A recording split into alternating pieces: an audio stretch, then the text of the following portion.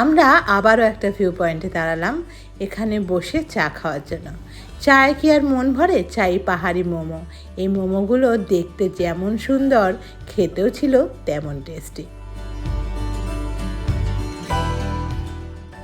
শিলিগুড়ি থেকে সোনাদা অবধি রাস্তা কিন্তু যথেষ্ট ভালো, কিন্তু ওখান থেকে যে চটকপুরে যাওয়ার যে রাস্তাটা ডাইভার্ট হয়ে যাচ্ছে সেই রাস্তাটা ছিল খুবই সরু।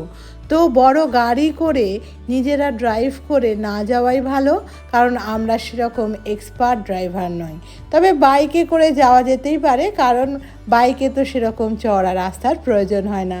তো আমরা 1 কিলোমিটার গিয়ে আমরা ফিরে এসেছিলাম, কারণ আমরা আর সেই রিস্কটা নিতে পারিনি।